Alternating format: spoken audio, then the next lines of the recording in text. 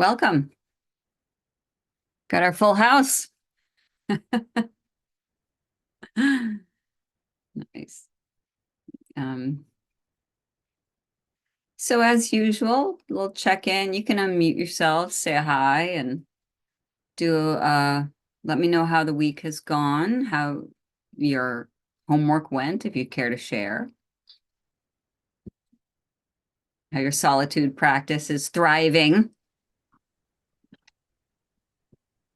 or if you have any Hi, questions. everyone. Hello, hello. I I did the letter to my higher self last night, and to my surprise, hold on.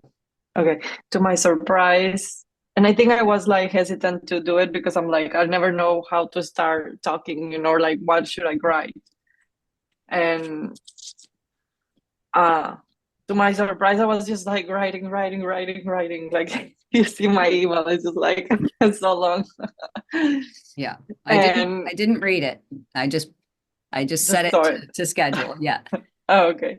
And and I was like, wow. And I consider myself someone that doesn't write or doesn't how to write. So it's kind of impressive. Like I was like non-stopping writing.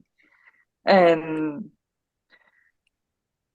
it was like it was great. It was great exercise. I think it's very powerful. I would like to continue doing that. I think I felt like it was kind of like therapy, because like when I work with you, like you make me questions and then I have to think and then I respond myself. So when I was doing the letter, I was like, for example, just to give an example, like I don't know why I'm like this or why I feel this way. Okay, hold on. I think maybe I have to do this. Do you like to do this with me? Things like that. And I'm like, oh my God, it's like I have like a virtual therapist with me the whole time, that I can just like check in. And when I say virtual, I mean like like this, like, okay, I need some, like I can just like do it now. And that was very impressive. So thank you for that exercise. Yeah.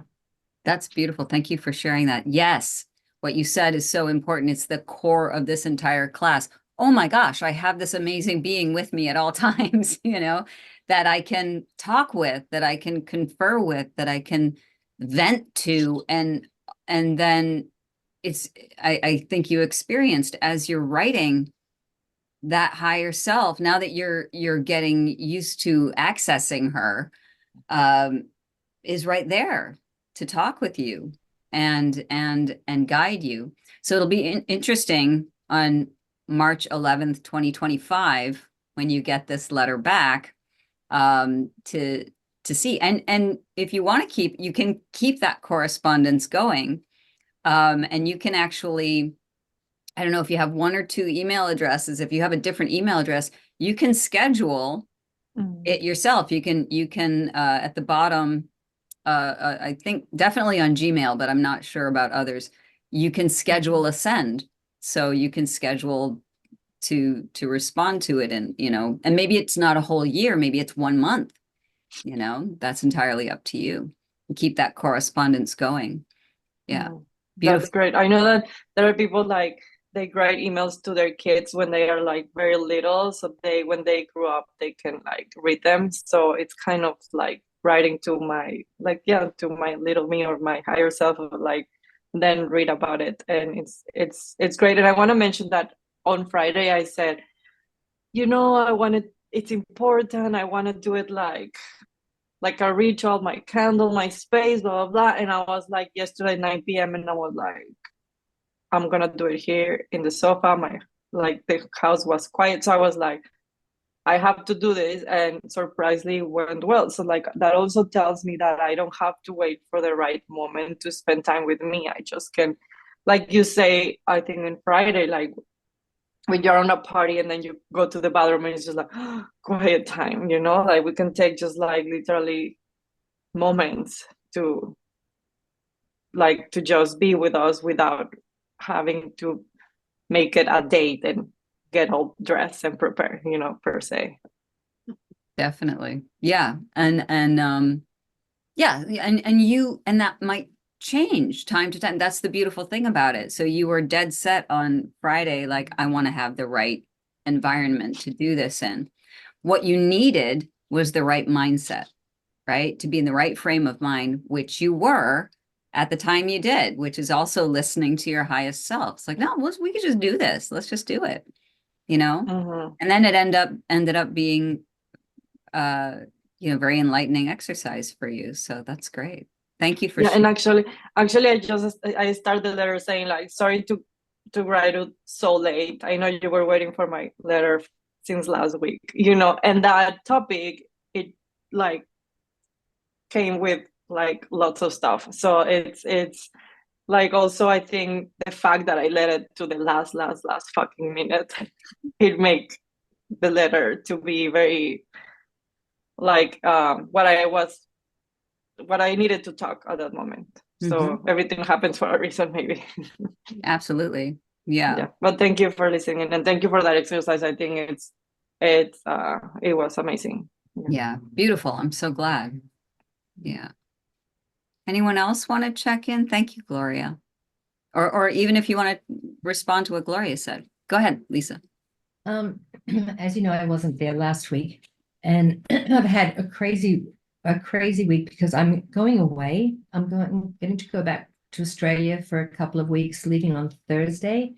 So, depending on how I'm doing with jet lag, you may or may not see me because I think this course finishes before I get back on April 2nd. So I'm not sure. So I think we're finished before then. So I did get to listen to the session that I missed. I didn't get to write the letter, but if you're okay, I will submit it at some point, maybe written on a plane going to Australia. But I will get it to you at some point. Yeah. And I will definitely be listening to the replays, but I just won't be here. I want to let you know. Oh, sure. Thank you. And yeah, this is a letter not for me, it's for you. I'm not reading it, right? Yeah, I receive it and then I'm going to forward it right back to you a year from whatever day that you send it to me. And I it's love that. open-ended. But so that's just between you and you. I'm just the messenger. I'm the mail lady.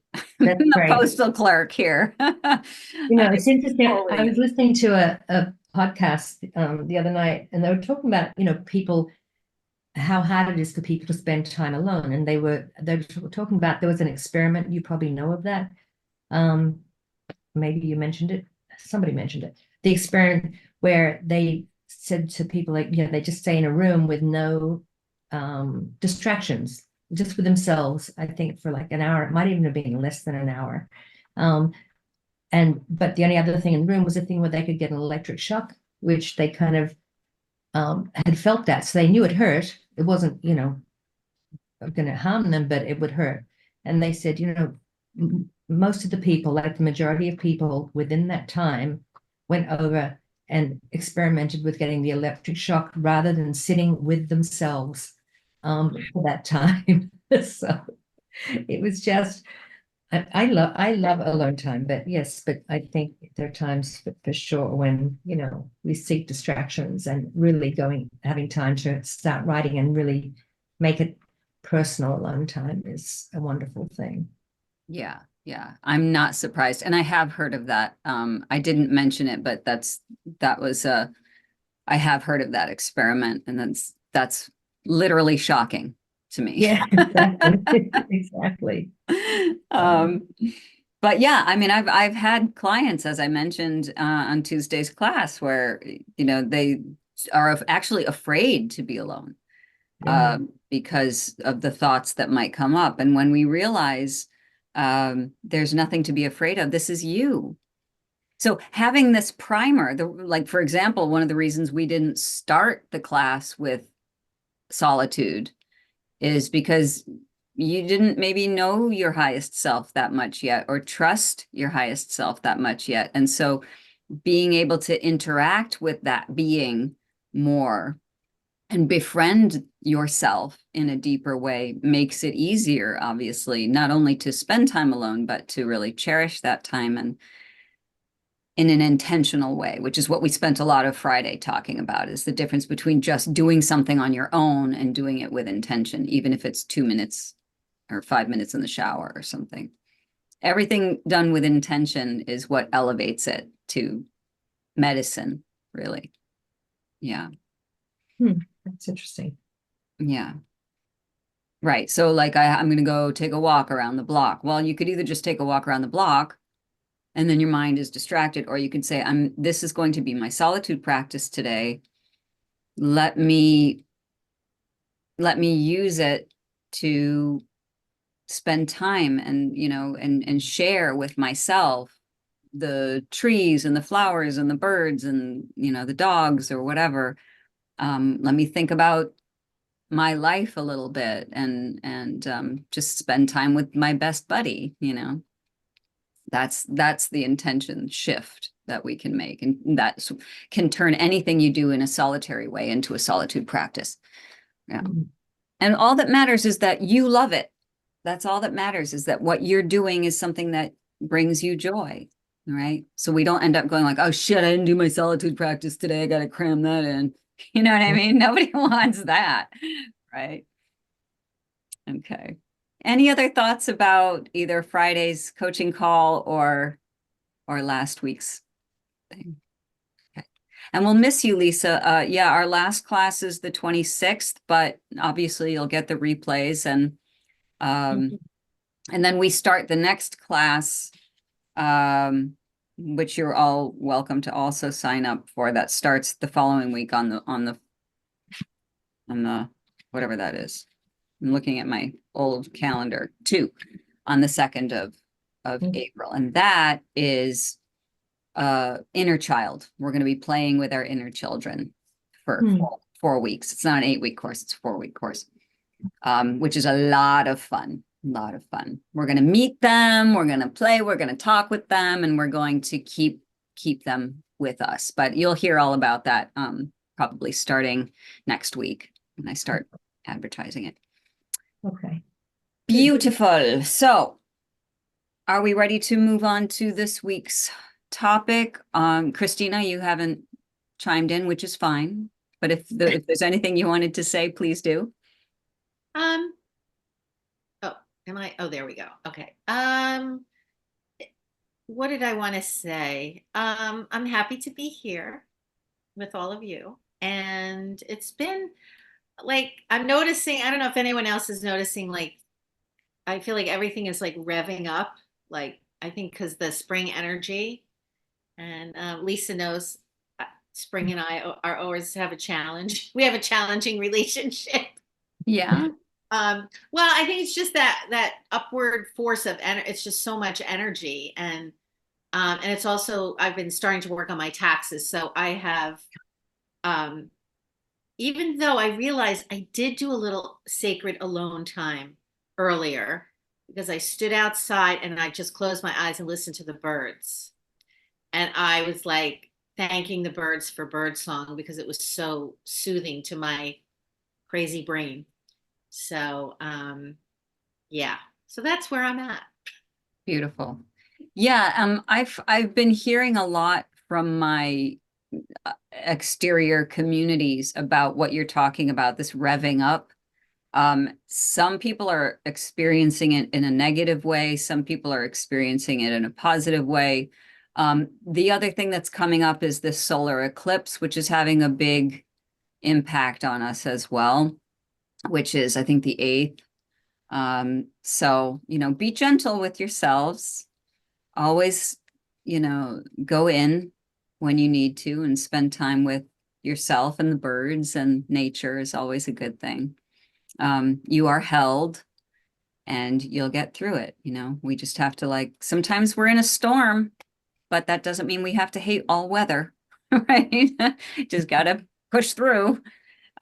This too shall pass. But yeah, thank you for sharing that. But yeah, I think a lot of people are feeling the solar eclipse energy too, particularly my witchy community. They're all very like, oh, what's happening?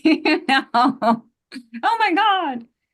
So, and if you're already an empath, yeah, you're going to be receptive to that stuff. So just be aware and prepare for it, and give yourself extra space, longer baths and longer walks and longer breaths. Yeah, beautiful. All right. So let's go to this week's topic is developing self-trust, which is one of our three elements, the self-awareness, self-compassion, self-trust, all leading to self-acceptance. So we're working a lot with self-trust, and in this way, and this is self-awareness too, but the end goal of the mind-body connection, self-trust, the mind-body connection, we're actually going to be working with the body today, mostly body into mind. And spirit is always involved because, you know, all three always work together, but we're really going to focus on the body today. So has anyone ever heard of the word interoception? Anybody ever heard that? Okay. So, and we're going to talk about the definition, but that's what we're going to be working with today. What we're doing here is we're strengthening our mind-body connection in a way that it allows us to enhance our self-trust and our intuitive decision-making using interoception. So this allows us to, and this is the most important thing, probably the theme of the entire class, is we want to think of our bodies as our ally. We have an entire resource that we often don't use. We get messages from our body. That's what interoception technically means, is our felt sense of our body. And actually, let's go right to it and talk about that definition. Where are you? Okay. So when we talk about interoception, it's the feeling of knowing what is happening in your body. And this is how it's mostly known in the medical world. Knowing when you're hungry, you're thirsty, you're warm, you're cold, right?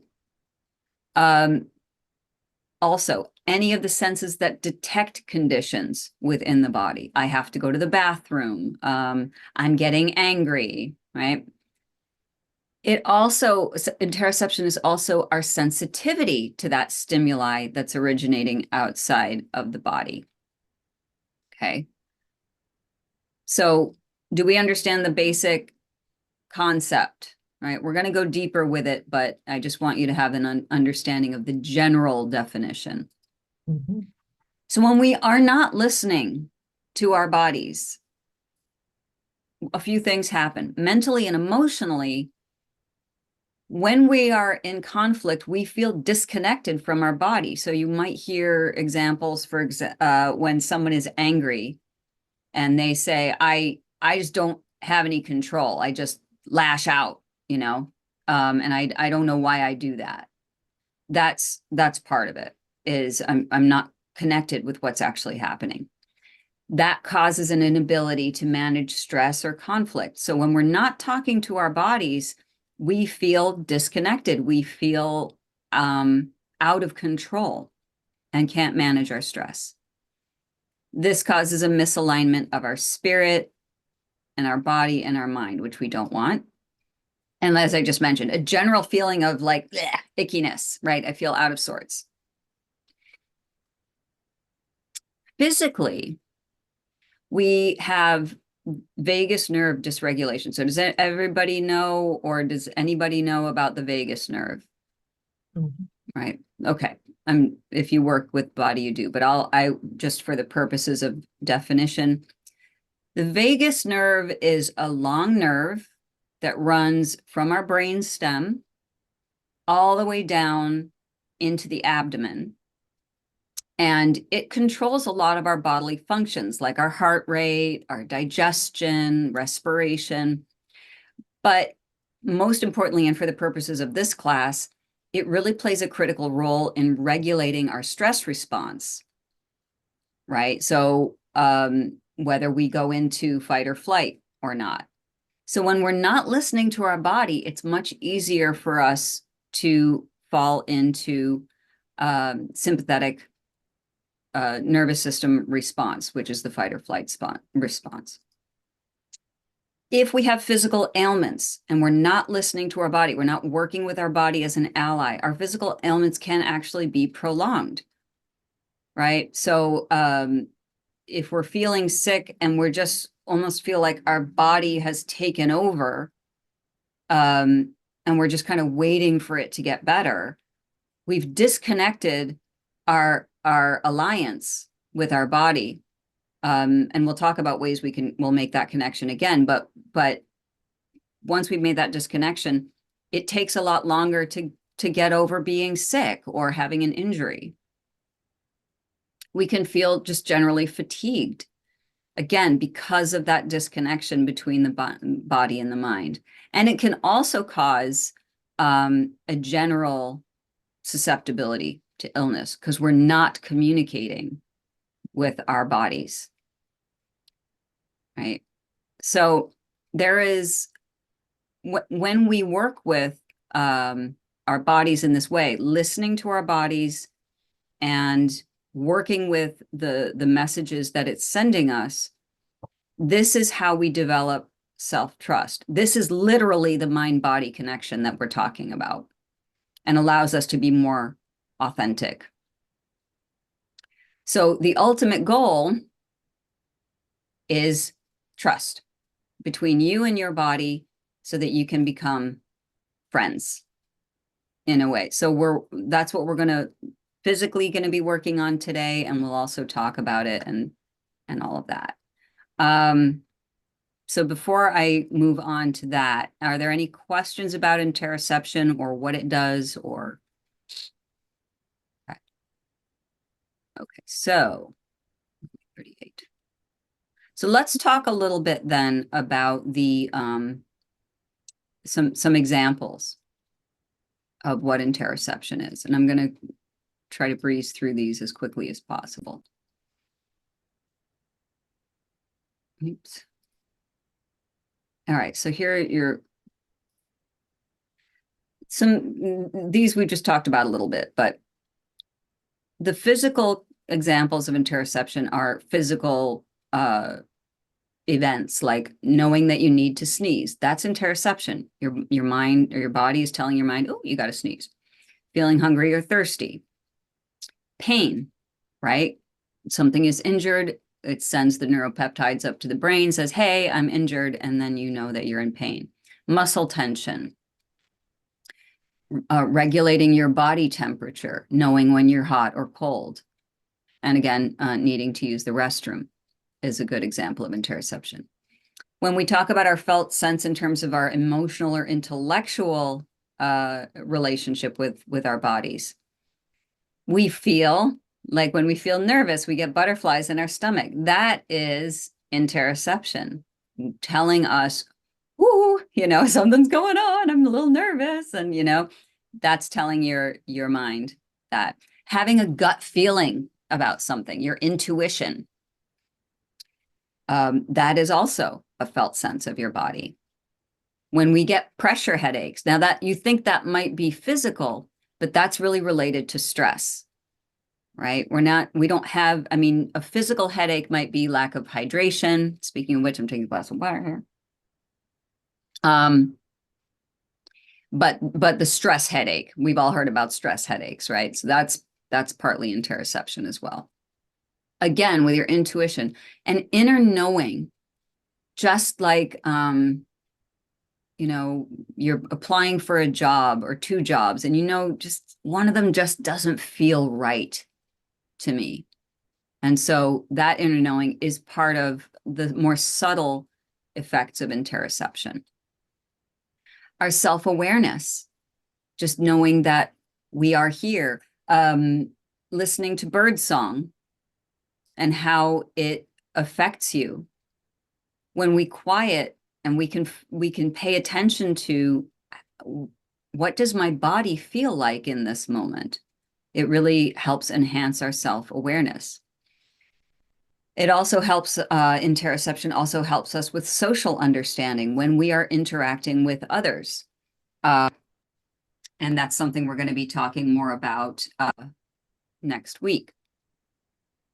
So how do we show up in the world? We're listening to our bodies. Our bodies are telling us maybe something as basic as who is safe and who isn't, right? How do people feel when we're empathizing? We're paying attention to what the messages that our body is sending us about those things. Make sense? Okay. And also problem solving. So having all of this awareness, the understanding, helps us to solve problems based on the information that our body is sending to our mind, so that we're not just coming from a place of freak out mode.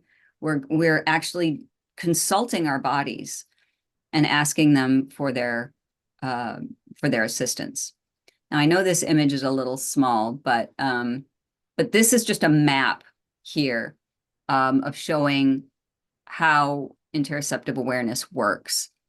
And some of them I already talked about, so I won't go through them all again, but your emotions, and again, they're pointing to the brain here, because these are the things that we can't, we don't, that's where they seem to originate. But the truth is that the vagus nerve is the thing that is just determining what information goes back up to our brain. That's why it's so important to have this alliance with our body. So we have thirst, muscle tension, cramps, joint and muscle pain, but the emotions here, happiness, whatever, sadness, anger. And then social behaviors is more along the lines of how do we know ourselves, and how do we place ourself into the world with others? How do we show up in the world with others? And then, these are all more physical: nausea, satiation, hunger, heart rate, all that. So how does all this work?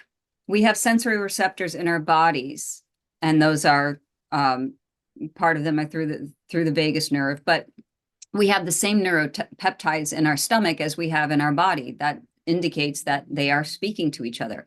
Our first brain, when we were single-celled organisms before we became the fabulous beings that we are, our first brain was in our gut. That's why we come up with that saying, I had a gut feeling about that. Well, that's evolutionarily true. That's where we first made our decisions, was from our bellies. So it sends messages to the insular cortex. So the insular cortex, if you were to take a bisection of the brain, but it literally is a chunk of the inside of your brain. Don't ask me to name all of the little parts of the insular cortex, because I'm not a doctor, but you can find that on Google. But it really is this mass that sits at the exact center of your brain. And that's where the messages are sent. So that's where the messages are decoded. And then we're alerted to the changes either in our body state, like temperature, or actually in our mental state, like how to react to the information that we're getting. Make sense? Okay, I'm going to take a pause because I want to make sure that you guys are all on board. I know this feels like we're in some kind of anatomy class, but again, when you filter all of this through, how do I know myself better? How do I connect to my body better? This is mind, body, spirit, right? Our bodies are very much a part of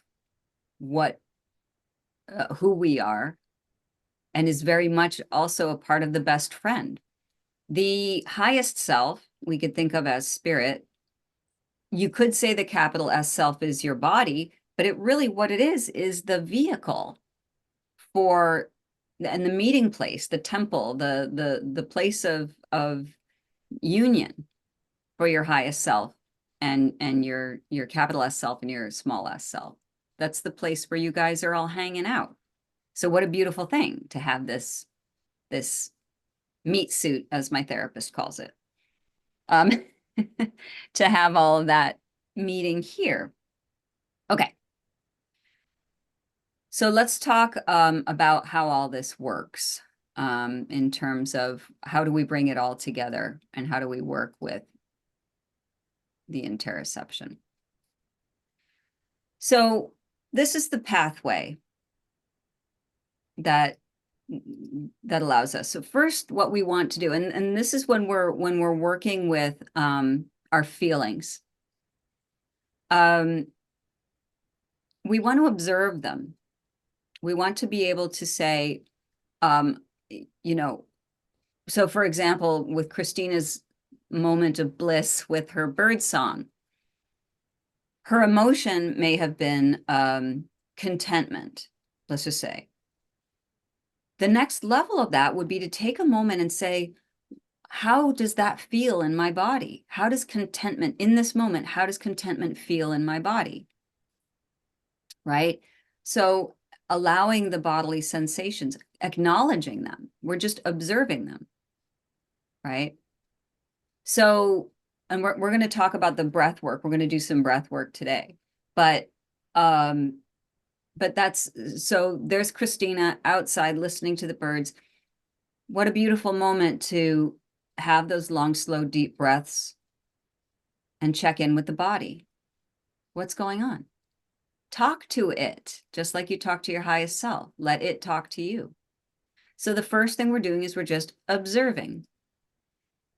Then we're going to synthesize these feelings. We're going to bring them together. So we're making an emotional connection between our body and our mind. We're letting them communicate, which is the next one. Synthesizing and communication work like very smoothly together. But the first part is, and we're going to talk about this in a minute, we can bring our body state and our mind state together using our self-alignment meditation technique, which some of you may have already done if you've worked with me in the past.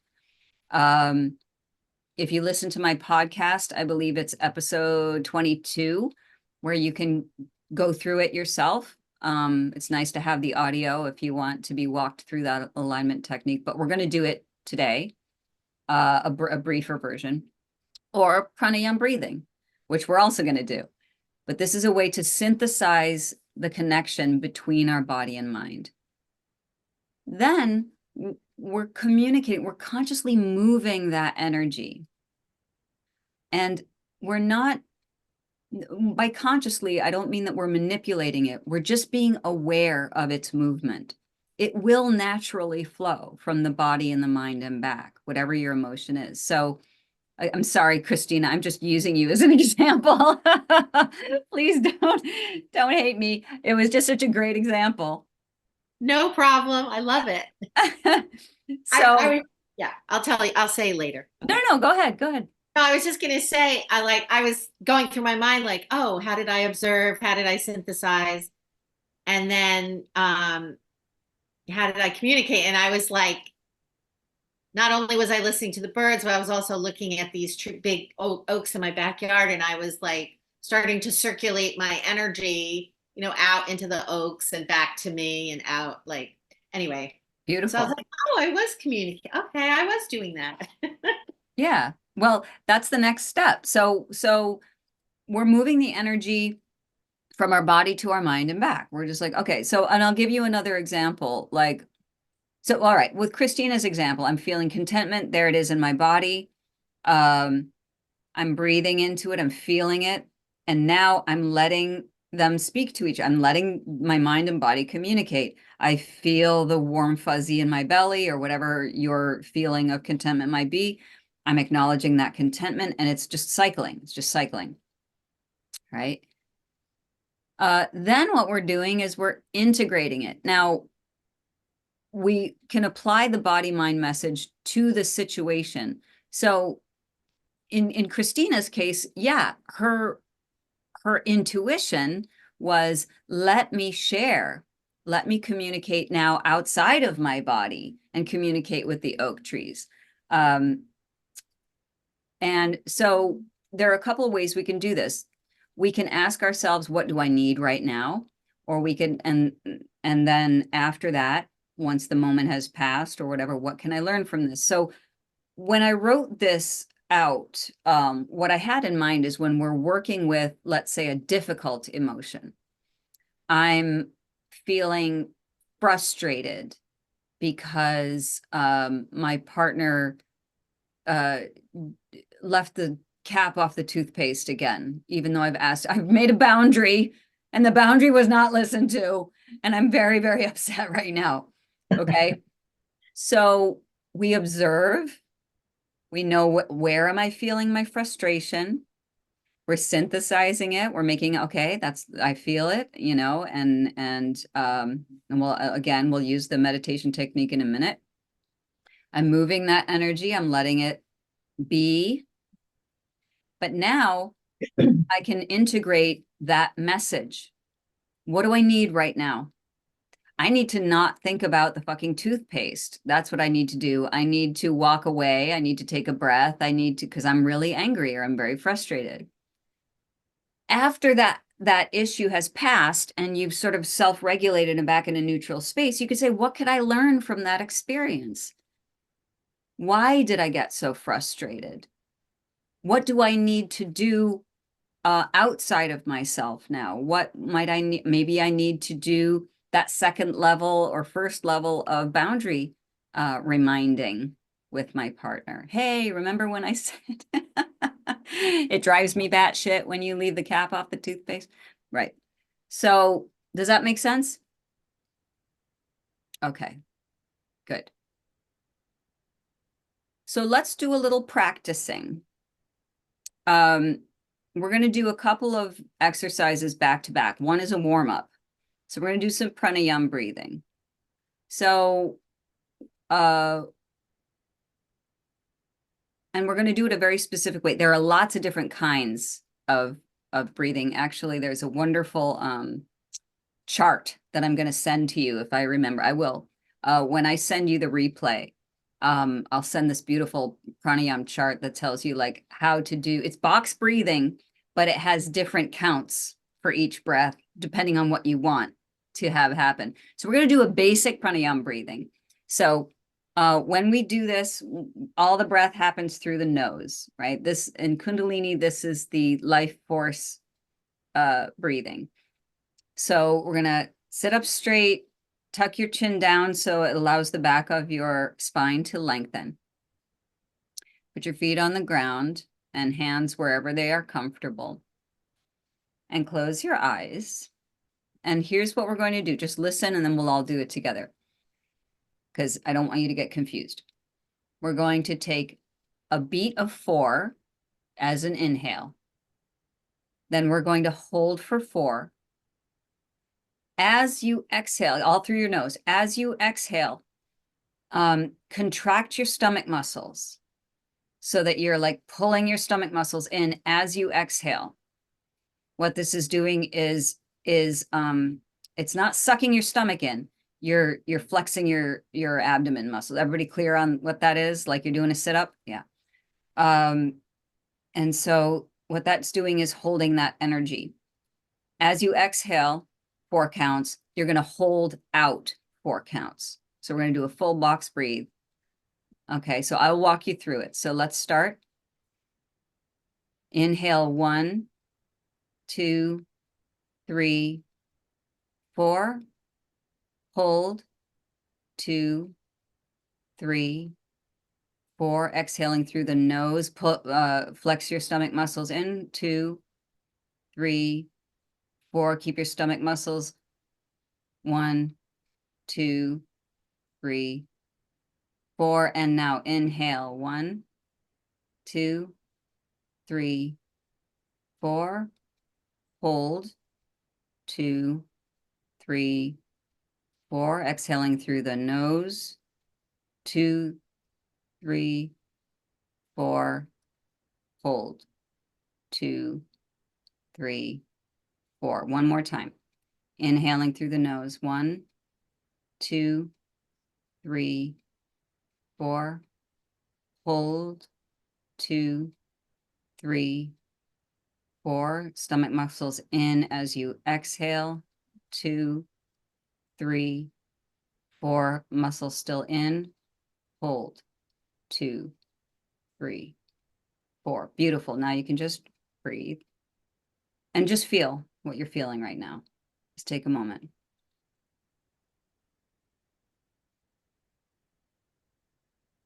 Just checking in with your body, not trying to change anything, not trying to shift it. Good. How was that for everybody? So that's your basic box breathing we talked about last week, with that little extra of your stomach muscles to hold that energy in place, and exhaling through the nose. Good. Any questions about that? Anybody hate that or want to or loved it?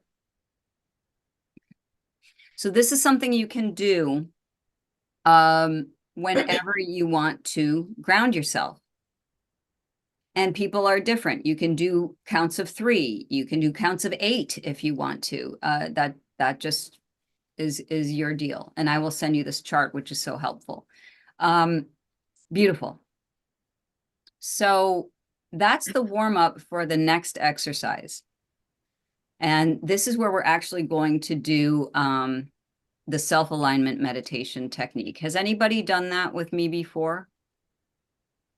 Okay, Gloria's done it. And also, if you want to do this again, at my podcast, Self-Talk with Rachel Astarte, I think it's episode 22, I'm pretty sure. It might be 23, but one of those two. You'll find it. They're right next to each other. So if you want to do the longer version of this, then please feel free to do that. So before we begin this, and this is part of the synthesis, when we're connecting with our body and we're listening to our body and we're letting it speak to us. So that's when we are working with an emotion that is difficult. That doesn't mean a bad emotion. The reason it's called a self-alignment meditation technique is we are out of alignment in some way. We're feeling wonky. We could be madly in love and giddy, and we need to pull our shit together. We could be angry. We could be full of grief. We can just feel depressed and lost. So what I'm going to ask you to do is, just for the purposes of this exercise, choose an emotion that you can recall quickly that has gotten you off center of late, right? It could be a frustrating moment. It could be could be anger, could be self-criticism, So just put your hand up when you have it, so that I know you've got your what we're going to work with. This is just for the exercise. Okay, you got yours. You got yours. Awesome. Okay. So we're going to take a moment. So close your eyes. We're going to go back to the breathing, but we're only going to do 3 counts this time, just for the sake of time and for this particular exercise. And we're going to do inhaling for 3, hold for 3, exhale for 3. You don't have to hold the exhale this time. It's just inhale for 3, hold, exhale, all through the nose. Okay, we're going to do 3 of those. So let's start now. Inhaling for 3. Hold for 3. Exhale for 3. Okay. This time, a little deeper with your inhale. Inhale for 3, like fill your lungs as much as they can go. And hold, like you're really holding those full lungs. And exhale. And when you exhale for 3, push all of the air out of your lungs, like you can't push out anymore. And when you absolutely have to take another in-breath, do so. Count for 3. Hold for 3. And push it out for 3. All the way, through your nose. And then let your breath regulate. Natural breathing, but long, slow, and deep.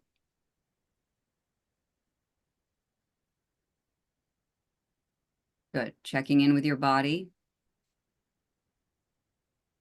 Now, what I'd like you to do is bring in that emotion that you're working with right now. Just allow yourself to open the door, let it walk in, and begin to truly feel whatever that emotion is. Don't be afraid of it. That's part of this exercise. You are in control.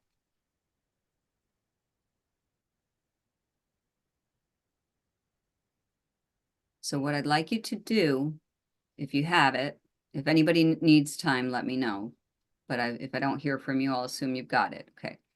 What I'd like you to notice is where you opened the door and let this emotion in. Where did it rest? You don't have to answer. Where did it rest in your body? Just notice it there.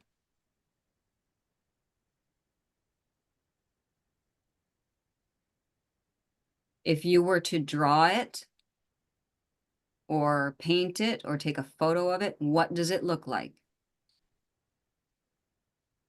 Lock that in. Really visualize its location and what it looks like. So, what color is it? Is it moving or is it stagnant? What shape is it taking? Does it have any sound to it? Does it have any smell or taste?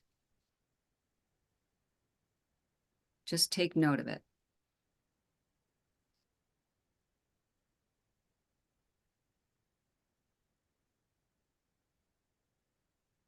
And really visualize it. And then I'm sorry, I forgot to ask you all to mute. Lisa, I might have to take you out of your meditation for a moment to mute yourself because you all are going to need to talk in a minute. And I don't want, I want you to feel comfortable speaking in your own privacy. Okay, so take your hands. So you might need a minute to get back into that feeling and locate that feeling in your body.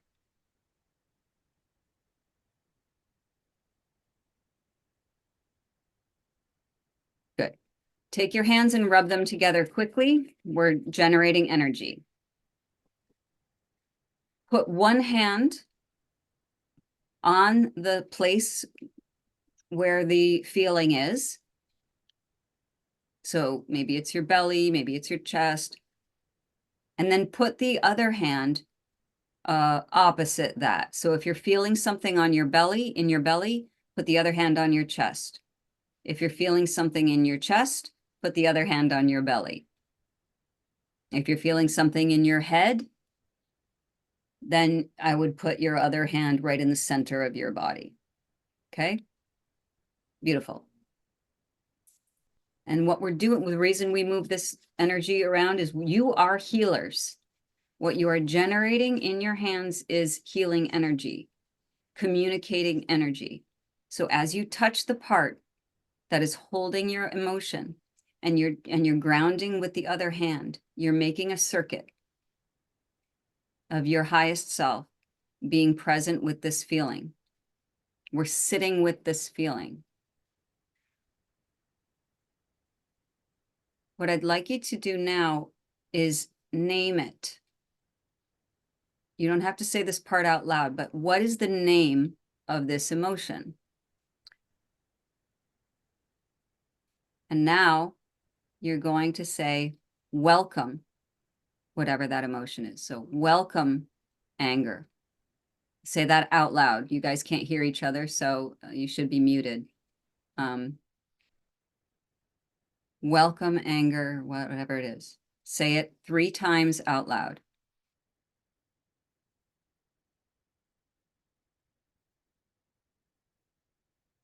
And feel it. Feel that door opening. Feel that emotion sitting at the long table and pouring it a cup of tea. Welcome.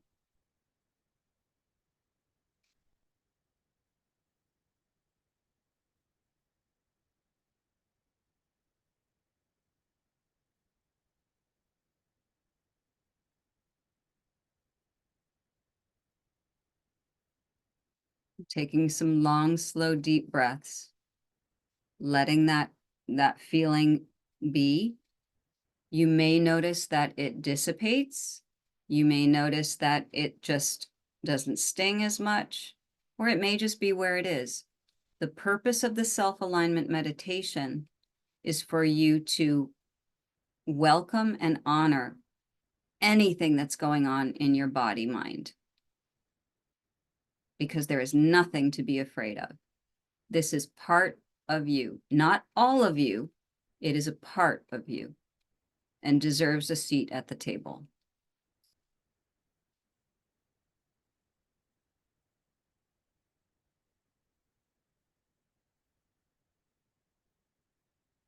Okay. So if you need to say welcome again, if you need to do whatever you need to do to really welcome that feeling in, let it feel at home, then please do.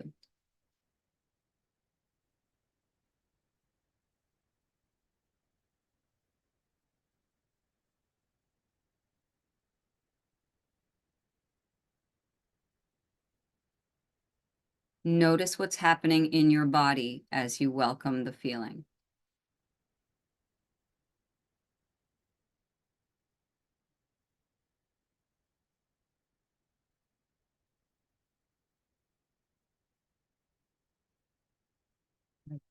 And when you're ready, long, slow, deep breath in through the nose, as much as you can fill.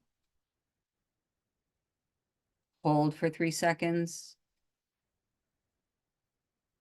And exhale through the nose.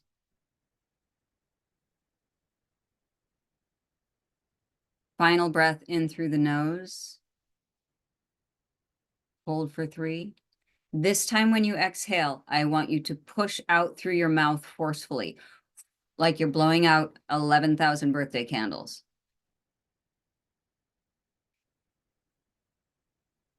Beautiful. And then you can open your eyes. That out breath is also for the vagus nerve. It's sort of saying, I'm wiping the slate, right? We're coming back to, it's just like I'm pushing that experience now. We're moving on to something else. Okay. So, any feedback on that? I know you just came out of it, but I'd love to hear how that was for you. And if you do choose to share what emotion you were working with, great. And what it looked like in your body, as much detail as you feel comfortable sharing. Anybody want to start?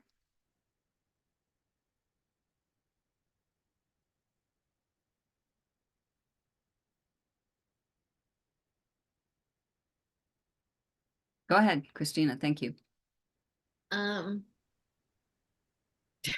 I'm like, woo, I feel a little woo-wooed out. Mm-hmm. My emotion, and I can share this. I mean, because my mom, I think I'd mentioned my mom lives with me now, and she sometimes has this issue where she feels like things are going missing. And it doesn't happen all the time, but anyway. So, there's also when she feels something is missing, I kind of am getting this vibe that she thinks I'm going and taking things. Mm. So, it's a very icky feeling. Like, so when I was tuning into the feeling, which I felt like in my belly, but more towards the left side of my belly, like, and I just noticed I was feeling like I felt like I had several names. Like I felt really sad about it. I felt frustrated about it. I felt dread, like, oh, this is like, we're going, like, is it going to get worse? This feeling of dread. And um yeah, so it was good to actually, and the shape was interesting. I think maybe it was sort of a blackish gray color, but it was interesting. It was like a square shape with sort of clouds around it. Mm. And yeah, and then I was like, yeah, I don't really like squares very much.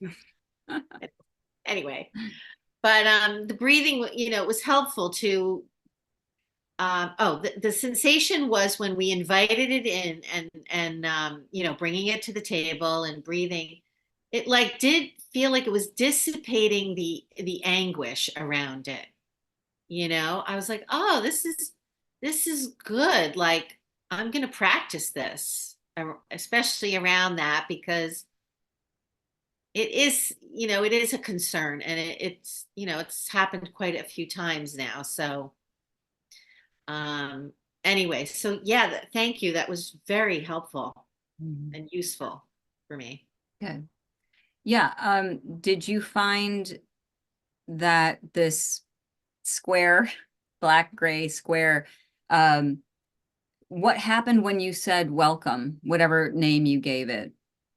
Um, well, like I said, I noticed that it wasn't just what, like it was different. It was like welcome sadness. And I was like, oh yeah, no, it's not just sadness, it's welcome frustration. Mm. Oh, it's not just frustration, it's dread. Like, oh, welcome dread. And I did feel, I was like, oh my God, I'm getting so heavy. Like,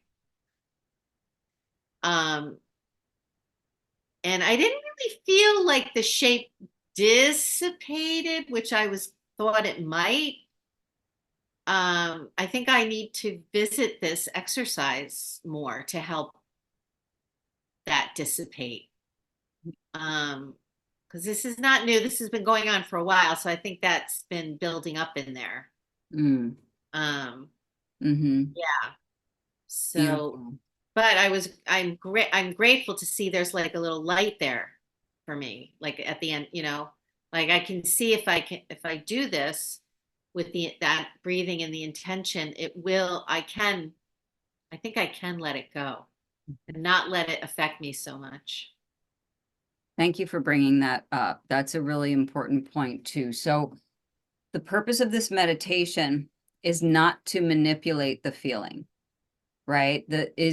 So rather than, I invite you to maybe reword it a little bit, rather than letting it go, like you aren't letting it go, it is removing itself. It will of its own accord no longer irritate you. Why? Because you welcomed it.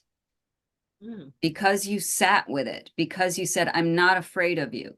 So anybody who's done therapy with me already knows this story, but I'm going to tell it anyway. There is a story about the Buddha who was giving a speech in the garden, and he had Govinda, his right-hand man, right, sitting next to him, and he was giving a talk to a lot of his followers. And in the background, far behind everyone else, was the demon Mara. Now, Mara was basically like the arch nemesis, right, of the Buddha. But it was like, I think it was Mara who appeared to the Buddha in the final test before he put his finger on the ground and became enlightened when he was doing 40 days under the Bo tree, right? Mara is the scariest demon ever. So Mara's circling. Terrible things are about to happen. And Govinda's like, hey, Buddha, Mara's here. Just want to let you know, might want to get the bouncers, might want to do some things to get the demon. Like I'm worried about your safety. So Buddha said, hang on, hold my beer, and went directly to the back of the group and said, I see you, Mara. I see you. Come and join us. Right? Like the scariest fucking shit. Come, join us. We're just having a chat in the garden. You're welcome to join us. What, of course, happens is Mara disappears, right? So the moral of the story is that when we are feeling unpleasant things and we welcome them with love and compassion, they no longer serve in a negative way. We can feel them. We can feel them fully. And that's the point. We want to welcome them just as they are. We're not trying to change them, but we're saying we're realigning ourselves because we're saying, I'm not afraid of you. Welcome. Welcome jealousy. Welcome anger. Welcome grief. welcome frustration, welcome sadness. Come, there's a seat for you. And then it no longer has that grip on us, right? Because most of the time we don't want to feel unpleasant things, so we avoid them. But when we say, no, no, no, the opposite. So rather than Buddha taking all the followers and going somewhere safe, he said, well, you know what? Come on in. So when we welcome these difficult feelings, they themselves will shift. We don't have to consciously let go of anything. See how easy it is? And if that feeling persists, and that happens sometimes, if that feeling persists, we sit with it again. We just keep sitting. It's okay. You're welcome here. You're welcome here. I'm really fucking angry. All right, welcome anger. Welcome. Come on in. And you can even move your hands around, right? Like I like to do that too when I do this meditation, just like a little love massage, you know, as necessary. You listen to your own intuition. What does this have to do with interoception? We're feeling the emotion. We're integrating it into our being. You know, we're observing it, we are synthesizing it, communicating with it, and integrating it into what is going on around us, not trying to manipulate it in any way, right? We're just acknowledging its presence. Does that make sense? Yep. Yeah. So again, your body is used as an ally in this case. Rather than my stomach is in knots, I'm so upset. That feels like a separate being, right? Like when we're going through a hard time and we're really nervous or we're really frustrated or angry or grief-stricken, it can feel like our body is we have to carry this feeling around with us and it hurts. But if we stop and turn inward and sit and talk to it, our body will talk to us. And at the very least, what will happen is we will feel more integrated with the feeling rather than it kind of carrying us away with it, right? Mhm. Okay, I think that makes sense. Beautiful. Yeah, go ahead, Lisa. Yeah, so I had like a similar thing to Christina, that it changed. So when you're saying, feel it, was sort of, you know, kind of solar plexus, also heart in that spot. And when you said, what does it look like? It was like I had this shark swimming around inside us, the image of a shark just kind of circling and circling. And then it became less threatening. But when you said welcome them, I started off with frustration, and it's like, no, it's not frustration, it's disappointment. And then it's like, welcome disappointment. It's like, no, it's not disappointment, it's desperation. So it's like, welcome your desperation, sit at the table. And then it's like I was peeling the onion. And it's like, it's not desperation, it's fear. And then what's welcome fear, it's like fear was there with this big smile, like, you know me, it's here we are again. It all comes down to fear, and we've been there, we know this, it's okay, but it was just interesting because every time I said it out loud, it was like, not quite right. Okay, so it feels like that, no, not quite right. And it just kept, and then it's like fear. It's like, oh yeah, gotcha. I recognize you. And here you are again, but it was a softer, like, okay, it's all about fear and love, and fear is kind of false. So it's real, but it's perception. Yeah. Yeah. And that's beautiful. And a lot of times we're working with fear. And I love that, the peeling of the onion, like, that's not what I'm feeling. Where do I get, let's really slice it thinner. Where is it? Where is it? Where is it? And sometimes we need to get through the guardians at the gate, right? Frustration, disappointment. Oh, wait, that's not it. Oh, it's, yeah. Those are like the guards, right? That's what you're feeling, but underneath it all is Mara, right? Is fear. Yeah. They're like the ones that have been poked, It's like, okay, you've been poked, but yeah, it's not you. Who's poking them? Not you. Who's Yeah. poking? Oh, You're welcome too. Come in and sit at the Yeah. table. There's a cup of tea for you Yeah. waiting, but the guest of honor is fear, right? So great. And again, it's that I'm not afraid of you, that I'm not afraid of fear. To Mhm. say welcome fear seems so counterintuitive. Why would we want to welcome that in? Because of what you just said, Lisa, it over time, it will at least turn its volume down, or it's not so prickly Yeah. and not so scary, right? Yeah. Once we realize what we experience is of our own choosing, how we want to experience what comes our way. And this can be used for anything where we feel out of alignment. And it may be that you have to name it a few times before you can name it. That's fine. That's great. Rachel, can this be the opposite of, like, let's say that we don't know, like, if there is a feeling, but we have, for example, I have a friend that he has like a very bad back pain, like, or that when he went to the doctor, many, like, he has nothing. And I always tell him, like, you have to go to therapy, or you have to do meditation, you have to do something, because, like, I think you're gonna get like healed when you start working on yourself. And my question is, like, can we do this type of self-aligning meditation when you don't know the feeling, but you know the pain, and then try to recognize the feeling through the pain and not the opposite? Yeah, you could do welcome pain.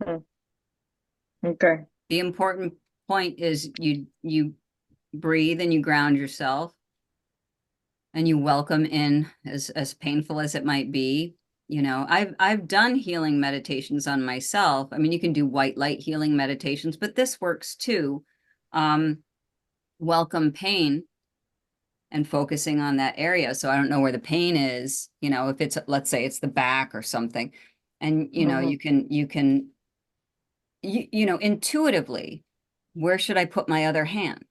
Right? I want to put it in my center because that's where my self is, or I want to put it on my chest because I feel grief, or on my belly because I'm nervous about something, right? So that's entirely up to you. But yes, then you would say welcome pain. And maybe like Lisa and Christina, the layers of the onion will peel. No, it's not just pain. What is it? Oh, it's anger. Oh, it's responsibility, like too much responsibility, frustration, like, and just keep going until you get to the primary emotion underneath the pain. Yeah, they can work for that I too. see. Mhm. Okay. Yeah.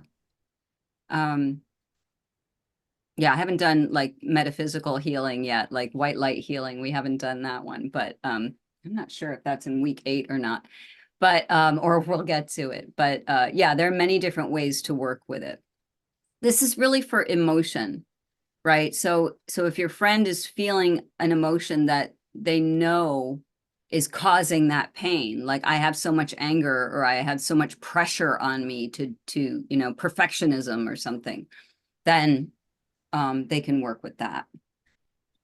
Yeah, like, in my opinion, it's like he's trying to find a medical reason, but I'm suggesting to work on himself, because maybe it's through that, and it's because he already went to so many doctors. And my husband had this in the past, like he was suffering for back pain for so long, and we discovered that it was stress.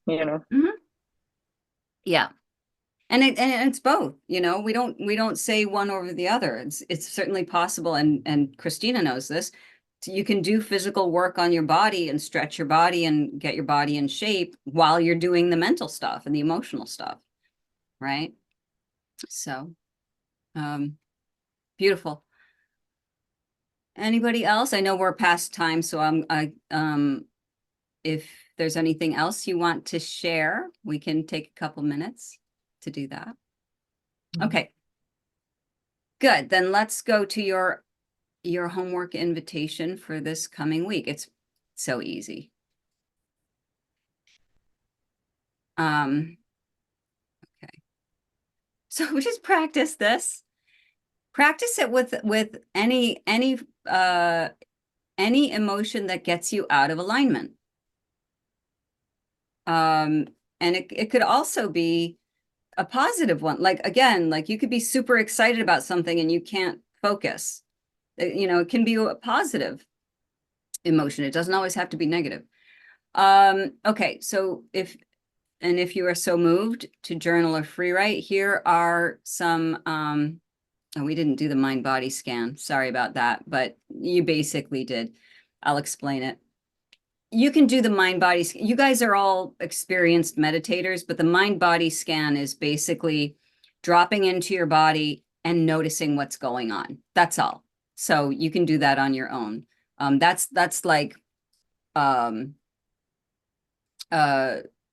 for people who aren't used to paying attention to the interoception, have no idea how to, or haven't experienced paying attention to what your body. So really a mind body scan is just going, what's going on with my body right now?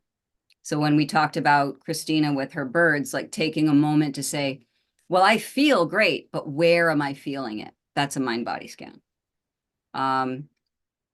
So I would write about these. What were your experiences with these exercises? And then if you feel like it, exploring how this increased awareness that you have had any effect on your decision making. How has it, even something as simple as how long you stay out listening to the birds, right? Oh, I got to get back. I got to do stuff. Well, maybe your decision making is affected by, no, I'm going to give myself another treat of a three more minutes or 5 more minutes doing this. That's a decision, right? Or with the toothpaste example, having increased awareness allows you to say, oh, I need to take a break and I cannot confront my partner right now because I'll be angry. Let me take a break. That's a decision, right? So looking at that. And then as usual, if there are any yeah buts, anything that didn't make sense to you, bring those to the coaching call. When you get this replay, of course, you'll get another version of, I'll have the homework invitation printed out for you there as well. Any questions? Good. Beautiful. Then I hope to see you Friday. Good luck with you and your bodies, and befriending them as well. Thank you. Bye, Okay. everyone. So thanks, everybody. Bye-bye.